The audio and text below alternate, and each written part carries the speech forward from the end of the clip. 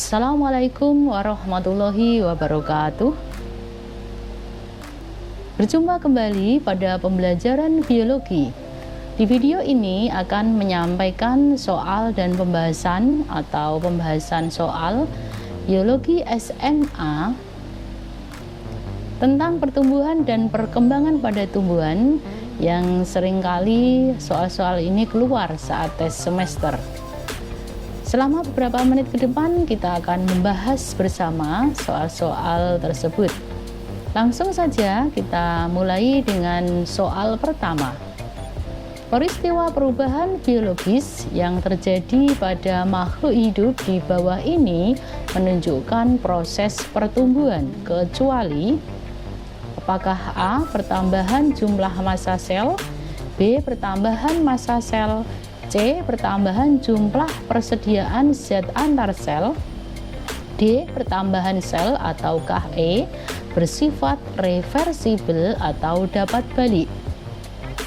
Pertanyaan pada soal nomor 1 di sini adalah di mana yang menunjukkan proses pertumbuhan, kecuali berarti adalah pernyataan yang salah. Nah, di antara pilihan A sampai E yang bukan merupakan proses pertumbuhan adalah yang E, bersifat reversibel atau dapat balik, karena pertumbuhan adalah proses yang bersifat irreversibel atau proses yang tidak dapat balik. Sehingga untuk jawaban nomor 1 di sini adalah jawabannya E, bersifat reversibel atau dapat balik yang bukan merupakan proses pertumbuhan.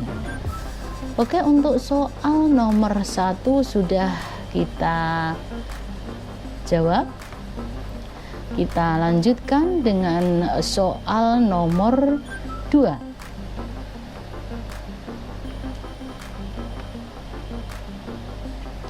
Perkembangan makhluk hidup adalah proses A. Pertambahan volume yang dapat diukur dan bersifat tidak dapat kembali, B. Menuju kedewasaan dan tidak dapat diukur, C. Pertambahan bahan dan perubahan substansi yang dapat diukur, D. Pertambahan jumlah sel hanya pada meristem ujung atau titik tumbuh, ataukah E. Diferensiasi sel yang makin cepat akibat faktor genetik dan lingkungan.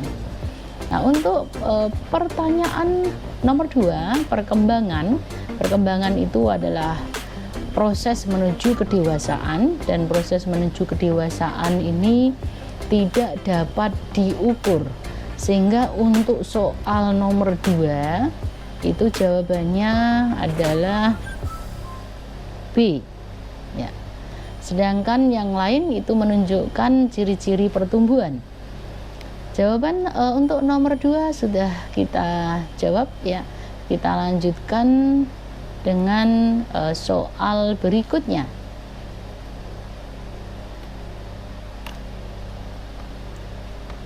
Soal nomor 3, tunas dapat membengkok ke arah atau membengkok ke atas karena pengaruh dari hormon.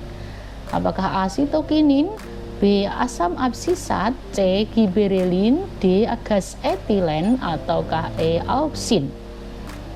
Nah, untuk menjawab soal nomor 3 perlu kita ketahui bahwa pembengkokan batang ini dipengaruhi oleh faktor cahaya, karena cahaya sifatnya adalah menguraikan hormon auksin, sehingga daerah pada yang terkena cahaya sel-selnya pertumbuhannya terhambat karena hormon auksin tadi yang telah terurai, sehingga terjadi pembengkokan batang.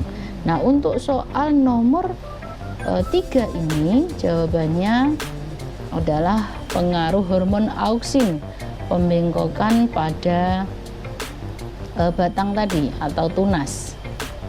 Jawabannya E, hormon auksin.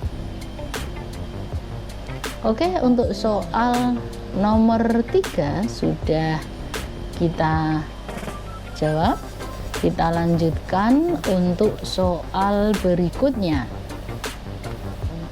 Soal nomor 4. Jika kita ingin mendapatkan pohon jambu biji yang berbuah tanpa biji, kita memerlukan hormon apa? A. Sitokinin, B. Kalin, C. Giberelin, D. Asam traumatin, ataukah E. Auksin. Nah, untuk mendapatkan buah tanpa biji atau proses ini adalah namanya partenokarpi, yaitu terbentuknya buah tanpa biji. Di situ dipengaruhi oleh hormon auksin. Jadi prosesnya dapat secara buatan dengan memberikan auksin pada putik tumbuhan tersebut, maka buah yang terbentuk adalah buah tanpa biji. Nah, oke, untuk soal nomor 4 sudah kita jawab. Jawabannya adalah E. Kita lanjutkan dengan soal berikutnya. Nomor 5, dua kecambah diletakkan di suatu tempat yang satu terkena cahaya, sedangkan yang lain tidak terkena cahaya. Kecambah yang di tempat gelap tumbuh lebih tinggi daripada yang di tempat terang. Hal ini menunjukkan A. Cahaya berpengaruh terhadap pertumbuhan, B. Cahaya merupakan faktor yang tidak diperlukan, C. Cahaya diperlukan sedikit untuk pertumbuhan, D. Cahaya merupakan faktor yang menghambat pertumbuhan, ataukah E. Cahaya berpengaruh besar terhadap pertumbuhan. Untuk soal nomor 5 ini perlu kita ketahui bahwa cahaya tadi sifatnya merusak hormon auksin, sehingga cahaya itu dapat menghambat pertumbuhan, atau cahaya merupakan faktor penghambat pertumbuhan.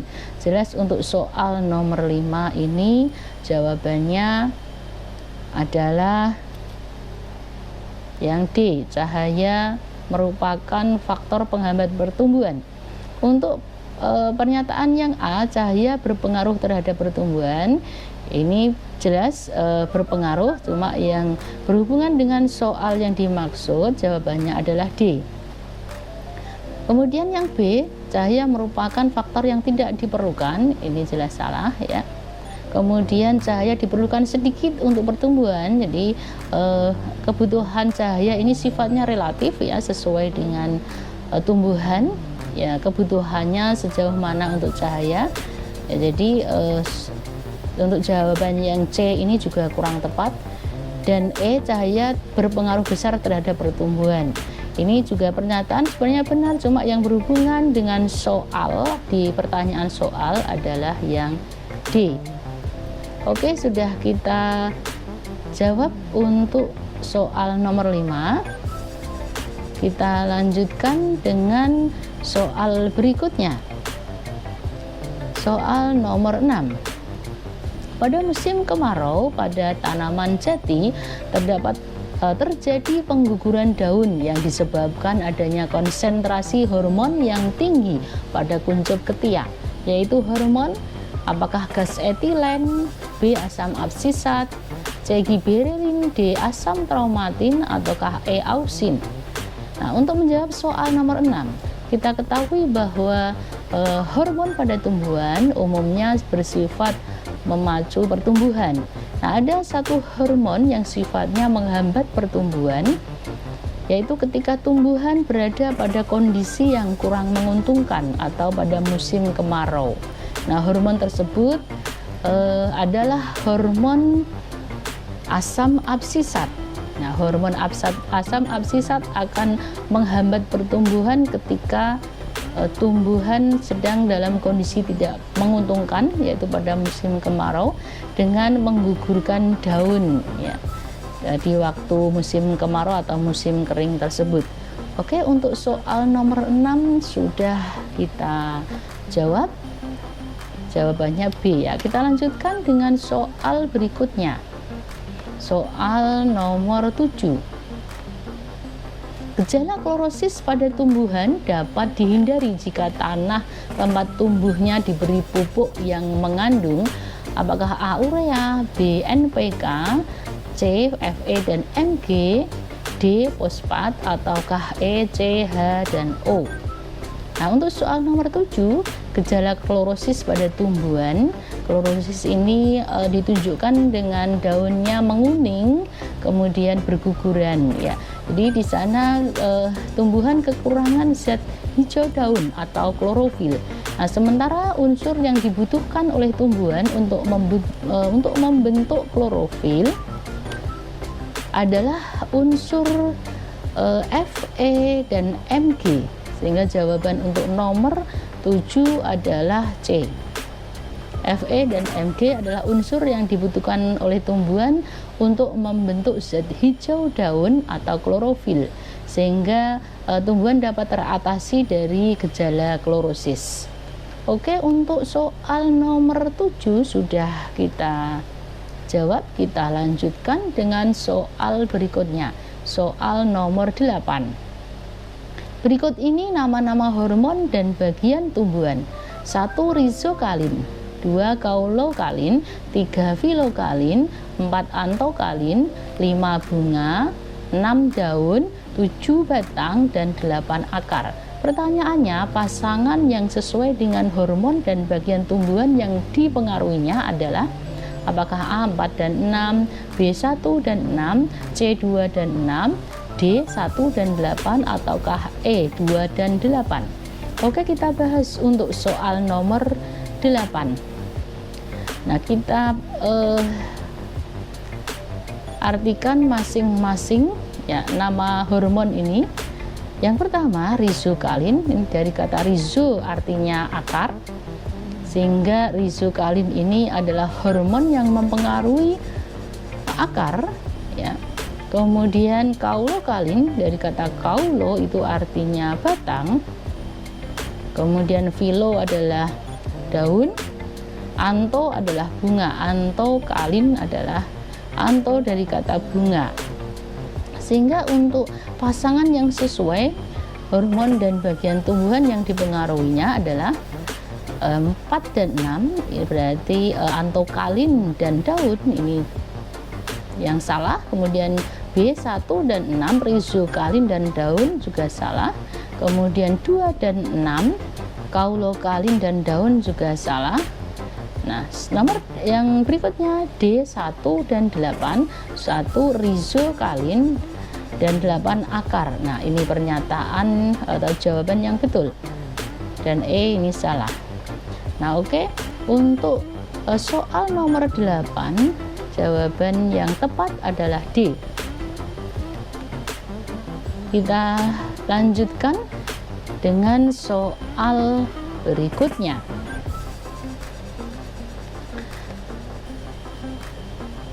Soal nomor 8, nomor 9. Pernyataan di bawah ini yang benar mengenai cahaya, kecuali A. Cahaya mempercepat pertumbuhan tumbuhan, B. Cahaya diperlukan pada proses pertumbuhan, C. Tanpa cahaya terjadi peristiwa etiolasi, D. Untuk fotolisis diperlukan cahaya, ataukah E. Yang diperlukan untuk fotolisis dari cahaya matahari adalah sinar merah dan nila. Oke, untuk soal nomor 9 ini yang bukan pernyataan, yang bukan merupakan atau yang mengenai cahaya yang salah ya. Jadi yang salah di sini yang A, ini cahaya mempercepat pertumbuhan, ini jelas merupakan jawaban yang salah ya, sehingga ini adalah jawaban yang dimaksud dari pertanyaan nomor 9. Nah, untuk yang lain adalah pernyataan yang benar mengenai cahaya. Oke, kita lanjutkan untuk soal berikutnya, soal nomor 10. Unsur yang diperlukan tumbuhan hijau yang diambil dari udara untuk membangun tubuhnya adalah A. Hidrogen, B. Nitrogen, C. Fosfat, D. Karbon, ataukah E. Oksigen. Nah, di sana dari pertanyaan adalah unsur yang dibutuhkan untuk membangun tubuhnya, itu artinya proses membuat zat makanan pada tumbuhan. Nah, dalam membuat makanan atau di sana adalah zat tepung, bisa glukosa. itu terbentuk dari unsur karbon, ya, dari unsur karbon, yaitu karbon dioksida. Sehingga untuk jawaban nomor 10 adalah D, karbon, ya. Jadi proses fotosintesis yang dimaksud, ya, itu juga disebut dengan asimilasi karbon. Oke, untuk jawaban nomor 10 adalah D. Kita lanjutkan untuk soal berikutnya. Soal nomor 11. Auksin yang dibentuk pada ujung kecambah dipengaruhi oleh cahaya. Apabila disinari pada satu sisi saja kecambah tersebut, A. tidak tumbuh, B. tumbuh lurus, C. tumbuh membengkok, D. tumbuh ke arah datangnya cahaya, ataukah E. tumbuh menjauhi datangnya cahaya. Nah, ini kembali kita bahas, yaitu tentang hormon auksin. Ini hormon auksin sifatnya akan terurai bila kena cahaya, sehingga pertumbuhan pada bagian yang terkena cahaya akan terhambat karena pembelahan dan pemanjangan selnya juga terhambat. Dampaknya adalah batang akan membengkok ke arah datangnya cahaya, ya. Sehingga jawaban yang paling tepat untuk nomor 11 adalah D, ya. Ini tumbuh ke arah datangnya cahaya. Oke, untuk soal nomor 11 sudah kita jawab, ya. Kita lanjutkan untuk soal berikutnya. Soal nomor 12. Pernyataan yang benar tentang perkecambahan tumbuhan adalah: A. Perkecambahan dimulai dengan penyerapan zat air, penyerapan air yang merupakan proses kimia. B. Perkembangan berlangsung baik pada suhu tinggi. C. Perkecambahan paling cepat terjadi pada keadaan banyak cahaya. D. Perkecambahan membutuhkan hormon auksin. Ataukah E. Perkecambahan tidak dipengaruhi oleh faktor oksigen dan hormon. Oke, kita bahas untuk soal nomor 12. Nah, pernyataan yang A, ini perkecambahan dimulai dari penyerapan air atau proses inhibisi. Itu adalah proses fisika, bukan proses kimia. Untuk proses kimianya adalah aktifnya enzim-enzim pada biji tersebut, sehingga bukan jawaban yang dimaksud. Yang B, perkecambahan berlangsung baik pada suhu tinggi. Ini jelas pernyataan yang salah. Perkecambahan paling cepat terjadi pada keadaan banyak cahaya. Ini juga salah. Perkecambahan membutuhkan hormon auksin.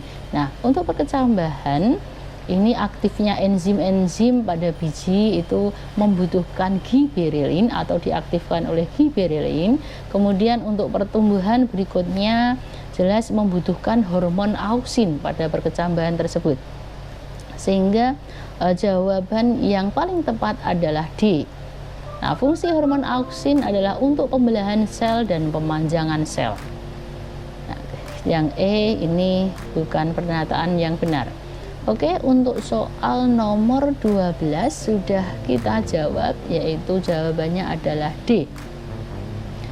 Kita lanjutkan untuk soal berikutnya. Soal nomor 13. Pernyataan yang benar tentang pertumbuhan pada tumbuhan adalah: A. Meristem pada batang akan terdiferensiasi menjadi batang. B.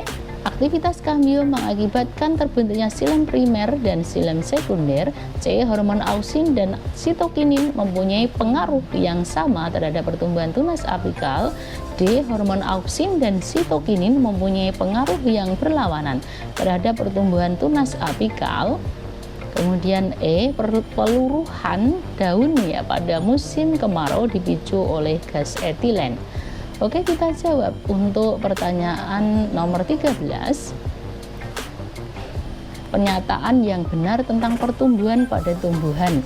Nah, ini hubungannya adalah kita lihat di sana tentang hormon auksin, sehingga ini jawaban antara C dan D. Ya, C dan D. Manakah jawaban yang benar? Nah, hormon auksin itu mempengaruhi dominansi apikal atau pertumbuhan ke atas, ya. Dan sitokinin itu adalah mempengaruhi atau menghambat pengaruh auksin pada dominansi apikal. Ya, sehingga untuk nomor 13 ini jawaban yang paling tepat adalah D.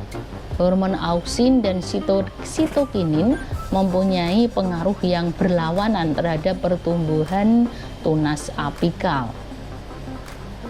Oke, jawaban nomor 13 adalah tentang pernyataan yang benar pada pertumbuhan, sehingga jawabannya adalah D. Oke, sudah kita jawab untuk soal nomor 13. Kita lanjutkan soal berikutnya. Soal nomor 14. Untuk pemasakan buah, pedagang menambahkan A. asam traumatin, B. sitokinin, C. kalin, D. asam absisat, E. gas etilen. Nah, konsentrasi hormon ketika buah sudah mulai tua dan akan masak akan tinggi pada buah itu adalah gas etilen. Ini yang mempengaruhi pemasakan buah. Oke, soal nomor 14 sudah kita jawab. Yang mempengaruhi pemasakan buah adalah gas etilen. Kita lanjutkan dengan soal nomor 15 yang sekaligus merupakan soal terakhir dari pembahasan soal dalam video kali ini. Air mempengaruhi kadar enzim dan substrat dalam reaksi metabolisme pada tumbuhan. Dampak yang mungkin terjadi jika kadar air berkurang adalah A. daun tumbuh lebat, B. cabang bertambah banyak, C. rambut akar hilang, D. terbentuknya bunga dan biji, E. akar berhenti tumbuh. Nah, di sini untuk soal nomor 15 ya, kondisi tumbuhan sedang dalam keadaan yang tidak menguntungkan karena terjadi berkurangnya kadar air. Nah, pada tumbuhan yang mengalami kondisi yang tidak menguntungkan akan mempercepat siklus hidupnya, sehingga tumbuhan tersebut akan segera membentuk bunga dan biji, dan setelah itu tumbuhan akan segera mati untuk mengakhiri siklus hidupnya karena dampak dari kondisi lingkungan yang kurang menguntungkan tadi. Sehingga jawaban untuk nomor 15 adalah D. Oke, untuk soal nomor 1 sampai nomor 15 sudah kita bahas dan kita jawab, yang sekaligus mengakhiri materi pembahasan kali ini. Sampai jumpa di video selanjutnya, semoga bermanfaat dan terima kasih. Assalamualaikum warahmatullahi wabarakatuh.